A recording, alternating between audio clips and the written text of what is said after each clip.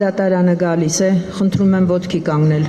Ընտրության արդյունքի վիճարկումը սկսվում է հայցվորներից մեկի բացակայությամբ։ Հայկ Մարությանի նոր ուժ կուսակցությունը, որը ՍԴ դիմաց 7 ուժերից մեկն էր, դադարեցնում է մասնակցությունը նիստերին։ Հերթը բացատրությունների փուլինն է։ Բարգավաճ Հայաստան կուսակցության դիմումը ներկայացնում է Էլինար Վարդանյանը։ Ասում է, բարձր դատարան է եկել խոսելու ոչ միայն Բարգավաճ Հայաստանի, այլև ավելի քան 58,000 քաղաքացիների անունից, որոնք հունիսի 7-ին գնացին ընտրատեղամաս, հավատացին, որ իրենց ձայնն ունի արժեք եւ այսօր իրավունք ունեն հարցնելու, ով որոշեց, որ իրենց ձայնն այլևս կարևոր չէ։ Բարձր դատարան այսօր ձեր առջև դրված չէ հերթական ընտրական վեճը, այսօր ձեր առջև դրված է շատ ավելի կարևոր հարց։ Կարող է Հայաստանի Հանրապետությունում քաղաքացին կատարել իր սահմանադրական պարտքը, գնալ ընտրության, քվեարկել, իսկ հետո պետությունը որոշի, որ նրա ձայնն այլևս նշանակություն չունի։ Եթե այս հարցի պատասխանը դրական է, ապա վտանգված է Հայաստանի Հանրապետության յուրաքանչյուր քաղաքացու վստահությունը, որ իր ձայնն արժեք ունի։ Եվ հենց սա է այս գործի էությունը։ Այս գործը Բարգավաճ Հայաստան կուսակցության մասին չէ։ Այս գործը Հայաստանի Հանրապետության քաղաքացու ընտրելու իրավունքի մասին է, որովհետև իշխանության աղբյուրը ժողովուրդն է եւ ոչ թե պետական մարմինը, պաշտոնյան, ոչ էլ կենտրոնական ընտրական հանձնաժողովի նախագահը։ Եվ ոչ ոք իրավունք չունի ժողովրդի փոխարեն որոշելու, թե նրա որ ձայներն են կարևոր, իսկ որոնք ոչ։ Այս գործի առանցքային հարցը հետևյալն է. արդյոք պետական մարմինը կարող է իր իսկ թույլ տված սխալների հետևանքները բարթել ընտրողի վրա։ Մեր համոզմամբ ոչ։ Մենք դատարանից չենք ակնկալում քաղաքական որոշում։ Մենք դատարանից չենք ակնկալում աջակցել որևէ կուսակցության։ Մենք դատարանից ակնկալում ենք միայն մեկ բան՝ վերականգնել սահմանադրության գերակայությունը։ Վերահաստատել, որ ընտրությունների արդյունքները պետք է որոշվեն օրենքով եւ ոչ թե հայեցողությամբ, որ պետական մարմինները կարող են գործել միայն օրենքով իրենց վերապահված լիազորությունների շրջանակում, որ ընտրողի ձայնը չի կարող արժեզրկվել պետական մարմինների սխալի պատճառով։ ԲՀԿ ներկայացուցիչ Վահե Գրիգորյանը թվարկում է նախընտրական շրջանի ընտրախախտումները։ Թոշակների բարձրացումն այն դեպքում, երբ տարվա սկզբին հայտարարվել էր, որ թոշակ բարձրացնելու կարիք չկա։ Սա ըստ փաստաբանի կարող էր էական ազդեցություն ունենալ ընտրության արդյունքի վրա։ Բացի այդ, Գրիգորյանը նշեց նաև Անդրանիկ Թևանյանի նկատմամբ Փաշինյանի սպառնալիքներն ու դրան հաջորդած կալանքը, որով Թևանյանը զրկվեց նախընտրական քարոզչությանը անմիջականորեն մասնակցելու հնարավորությունից։ Փաստաբանը ներկայացնում է նաև իշխանության կողմից վարչական ռեսուրսը չարաշահելու կոնկրետ օրինակներ ու միջնորդություն ներկայացնում փորձաքննության ենթարկել քվեարկության ծրարները, որոնք եղել են թափանցիկ։ Սա հարցեր է առաջացնում քվեարկության գաղտնիության սկզբունքի խախտման վերաբերյալ։ Նման ծրարների առկայության դեպքում բարձր դատարան ես պնդում եմ, որ անհնարին է ապահովել ընտրությունների գաղտնիությունը։ Իսկ եթե որևիցե ընտրություն չի անցկացվել գաղտնի, ապա այն առնվազն չի կարող համարվել Հայաստանի Հանրապետության սահմանադրությամբ ընտրական գործընթացներին վերաբերող եւ դրա համար սահմանված պահանջներին համապատասխան ընտրություն, քանի որ ուղղակիորեն խախտվել է կամ կարող էր խախտվել անձանց գաղտնի քվեարկության հնարավորությունը, դրանով պայմանավորված բարձր դատարան խնդրում ենք կենտրոնական ընտրական հանձնաժողովից պահանջել յուրաքանչյուր ընտրատարածքային հանձնաժողովին տրամադրված հիմնական ծրար եւ նշանակել փորձաքննություն դրանց թափանցիկության հարցի վերաբերյալ։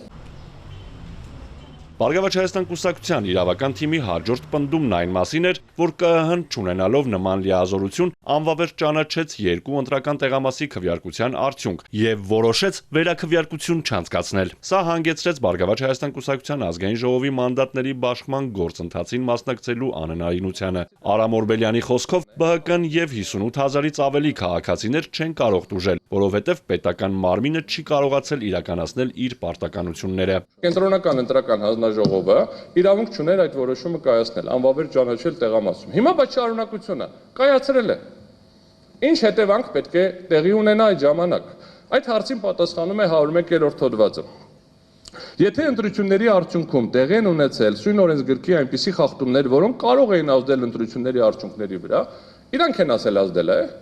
Ես չեմ ասում, իրանք են ասել ազդել է։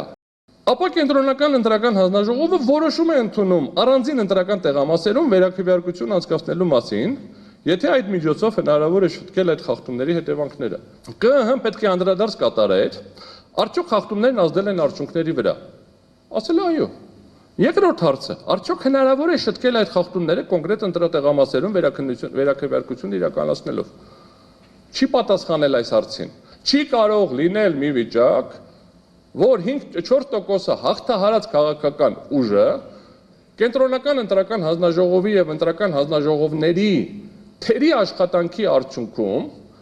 ոնց որ մի հատ ձեռը ասում է խախտում անեմ, մյուս ձեռը գալիս է բռնում է, բայց տուժում է ԲՀԿ-ն արդյունքում։ ԲՀԿ-ն միջնորդում է նաև Պաշտպանության նախարարությունից ստանալ տեղեկություն եւ ապացույցներ զինվորականների քվեարկության կազմակերպման վերաբերյալ, ներառյալ թե որ ընտրատեղամասերում է կազմակերպվել նրանց քվեարկությունը եւ քանի զինվորական է ունեցել քվեարկելու իրավունք։ Բարգավաճ Հայաստանի հաջորդ միջնորդությունը վերաբերում էր այն անձանց տվյալների տրամադրմանը, որոնք հանրային ծառայող լինելով նշանակվել են տեղամասային ընտրական հանձնաժողովի անդամ։ Հետո հերթը պատասխանող կողմիններ կենտրոնական ընտրական հանձնաժողովինը Վահագն Հովակիմյանը խնդրեց, որ իրենք խոսեն ընդմիջումից հետո, սակայն առաջարկը մերժվեց։ Բարձր դատարանի ամբիոնին է մոտենում ընտրությունների կազմակերպման, անցկացման, նաև ընտրախախտումների համար պատասխանատու կառույցի ղեկավարը։ Վահագն Հովակիմյանը պարզաբանում է, թե երկու ընտրատեղամասերի քվեարկության արդյունքներն անվավեր ճանաչելուց հետո ինչու վերաքվեարկություն չի նշանակել։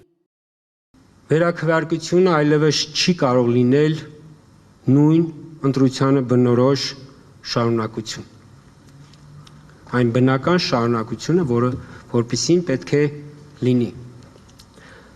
Այլ կվերածվի երկրորդային, հաշվարկված եւ թիրախավորված քաղաքական գործընթացի, հանգեցնելով, ինչպես ընդունված է ասել, տակտիկական քվեարկության։ Մոտ 47 րոպե տևած ելույթի ավարտին Հովակիմյանը բարձր դատարանին խնդրում է մերժել ընդդիմադիրների ՍԴ բերած դիմումները։ Կենտրոնական ընտրական հանձնաժողովը մերժում է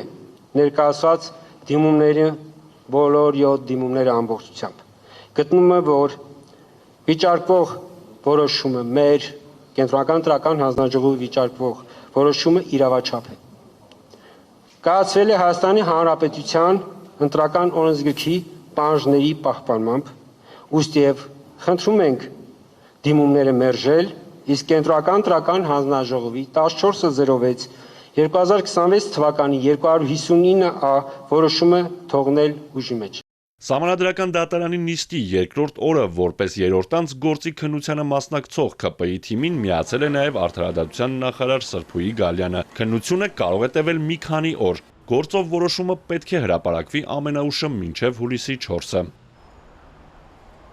Արթուր Հակոբյան, Հարություն Հովսեփյան, Էպիկենտրոն։